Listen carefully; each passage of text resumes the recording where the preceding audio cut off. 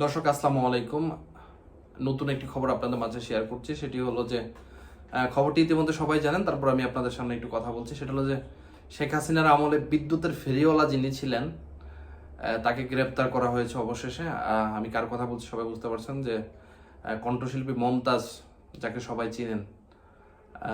এক সময় যিনি যাত্রাপালা গান গেয়ে বেরিয়েছেন, পালা গান গেয়ে বেরিয়েছেন এবং অবশেষে নানান ধরনের ক্ষমতার অপব্যবহার করতে করতে করতে করতে এবং তাকে সন্দেহ করা যায় তিনি হানি ট্যাপ হিসেবে ইউজ করে করে করে একটা সময় আওয়ামী লীগের নারী সংসদ নির্বাচিত হন এবং ক্ষমতায় যান। এবং ক্ষমতায় যেয়ে তিনি মানে কি পরিমাণ চাটুকারিতা করছেন, যে তার একটা যদি সামান্য উদাহরণ দেই তাহলে আপনারা বুঝতে পারবেন।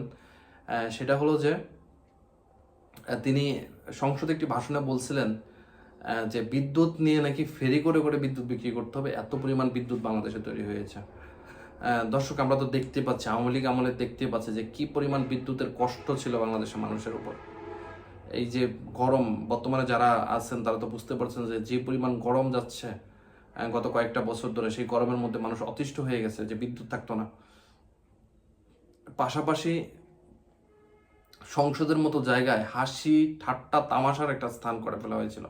এই ধরনের কি বলবো, অযোগ্য, অশিক্ষিত, মূর্খ কিছু সংসদ সদস্যকে নিয়ে সংসদ ভর্তি করে সেখানে একটা রঙ্গমঞ্চ তৈরি করা হয়েছিল। যাদের কোনো যোগ্যতা ছিল না, যাদের কোনো শিক্ষা দীক্ষা কোনো কিছু ছিল না, যারা রাষ্ট্র বুঝতো না, যারা সমাজ বুঝতো না, যারা শুধু বুঝতো অন্যজনকে তেল মারা, অন্যজনকে তেল মেরে মেরে দেশটার 12টা বাজানো, এই জিনিসগুলো যারা বুঝতো, সেই মানুষগুলো জন্যই আজকে দেশের এই অবস্থা। তো অবশেষে এই ধরনের মানুষ গ্রেপ্তার হয়েছে। আরেকটা ইন্টারেস্টিং বিষয় সেটা হলো যে 24 সালে যে পাতানো নির্বাচন, সেখানে একটা বক্তৃতা আমি দেখছিলাম, সাংবাদিকের সাথে কথা বলতেছিলেন। তিনি বলতেছিলেন যে 7 তারিখে আমরা সবাইকে আপনার মিষ্টি মুখ খাওয়াবো, এখন তো নির্বাচনের বিধিনিষেধ কিছু করতে পারি না। তারপরে বলতেছিলেন যে আপনারা যদি এটাকে থ্রেড মনে করেন থ্রেড মনে না করলে থ্রেড না। মানে এত পরিমাণ ধাম্বিকতা তৈরি হয়ে গেছিল যে আওয়ামী লীগের লোকজনের মধ্যে, যে ওপেন সাংবাদিকদের সামনে সবাইকে থ্রেড দিচ্ছিল, সেটাও কোনো মানে কিছুই যায় আসতেছিল না, এত পরিমাণই হয়ে গেছিল। তো দর্শক, আজকে যেটা মজার ঘটনা ঘটছে সেটা হলো যে আজকে যখন তাকে আদালতে হাজির করা হয়েছে, হাজির করার পরে বিএনপির আইনজীবীরা তাকে যখন ধাওয়ার মতো একটা জনরোষ তৈরি করা হয়, তখন কিন্তু নিজ ইচ্ছায় পলায় যায়, গারদের মধ্যে যায় আশ্রয় নিয়েছে। এই হলো অবস্থা। এই ধরনের মানুষগুলোকে উপযুক্ত শাস্তি দেওয়া উচিত, আমাদের মতে একটা দৃষ্টান্তমূলক শাস্তি দেওয়া উচিত এই মানুষগুলোরে, যাতে এইগুলোকে দেখে পরবর্তীতে এই ধরনের মানুষ আর বাংলাদেশে তৈরি না হয় এবং এই ধরনের জিনিস আর বাংলাদেশে কখনো না হয়। এগুলো বাংলাদেশের সমাজের জন্য এগুলো কিট, এগুলো সমাজের জন্য কিট। এগুলো যেমন ব্যবহার করে, যেমন তেল মেরে মেরে দেশটার 12টা বাজাইছে, এরকম যেই তৈরি হবে সেই দেশটার 12টা বাজাবে। দর্শক, আমি একটু প্রথম আলো থেকে একটু নিউজটা আপনাদের পড়ে শোনাচ্ছি। তার ব্যাপারে একটা নিউজ করা হয়েছে প্রথম আলোতে। ঢাকায় গ্রেপ্তার সাবেক এমপি কণ্ঠশিল্পী মমতাজের বিরুদ্ধে মানিকগঞ্জে যত মামলা, এই শিরোনামে করা হয়েছে।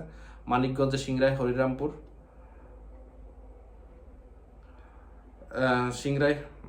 হরিরামপুর হত্যা মামলা সহ 2টি মামলা রয়েছে। এর মধ্যে সিংড়াই থানায় হত্যার অভিযোগে এবং হরিরামপুর থানায় মামলা মারধর ভাঙচুর অভিযোগে। মমতাজের বিরুদ্ধে দীর্ঘদিন ধরে সিংড়াইল উপজেলা আওয়ামী লীগের সভাপতি পদে আছেন তিনি। 2009 সালে প্রথমবার সংরক্ষিত আসন মনোনীত হন। এরপর 2014 ও 2018 সালে মানিকগঞ্জ 2 আসনে আওয়ামী লীগ মনোনয়ন এমপি নির্বাচন হন। তবে সর্বশেষ 2024 সালে নির্বাচনে তিনি স্বতন্ত্র প্রার্থী জাহিদ আহমেদের কাছে পরাজিত হন। এরপর থেকে তিনি নির্বাচনী এলাকায় যাতায়াত কমিয়ে দেন। গত 5 আগস্ট আওয়ামী লীগ সরকারের পতনের পর থেকে আত্মগোপনে ছিলেন। গতকাল সোমবার রাত 11টার দিকে রাজধানী ধানমন্ডি স্টার কাবাবের পিছনে একটি বাসা থেকে তাকে গ্রেপ্তার করা হয়। মহানগর গোয়েন্দা পুলিশ গ্রেপ্তার করেন। তারপর তার নির্বাচন এলাকায় অনেকগুলো মামলা আছে তার নামে এবং বিভিন্ন মামলা হওয়াটাই স্বাভাবিক।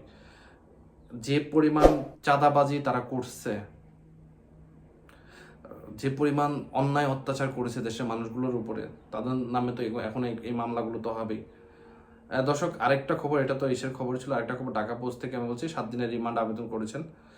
বৈষম্যবিরোধী ছাত্র আন্দোলন কেন্দ্রীয় রাজনৈতিক মডেল থানা হত্যা মামলায় সাবেক সংসদ সদস্য মমতাজ বেগমকে ঢাকায় চিফ মেট্রোপলিটন আদালতে হাজির করা হয়েছে। মঙ্গলবার দুপুর 2টা 17 মিনিটে তাকে আদালত আনে। এ সময় তাকে সিএমএম আদালতে হাজতখানায় রাখা হয়েছে। এদিকে মামলা তদন্তকারী কর্মকর্তা মিরপুর মডেল থানায় উপপরিদর্শক মনিরুল ইসলাম তাকে 7 দিনের রিমান্ড আবেদন চেন। এই বিষয়ে ঢাকা মেট্রোপলিটন ম্যাজিস্ট্রেট আদালতে শুনানি হবে।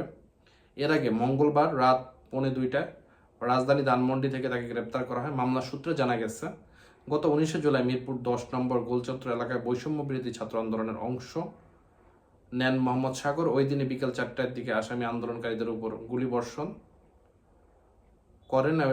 এ সময় ভুক্তভোগী সাগরের বুকে গুলি লেগে পিছন থেকে বের হয়ে যায় এবং মা মুসাম্মদ বিউটি আক্তার তাকে খুঁজতে থাকেন। এক পর্যায়ে ওই দিন দিবাগত রাত 3টার দিকে মিরপুর এলাকায় তাকে মৃত অবস্থায় পাওয়া যায়। এই মামলাগুলো তার নামে আছে এবং এই মামলাগুলো এখন বিচারাধীন আছে এবং এগুলো বিচার হবে।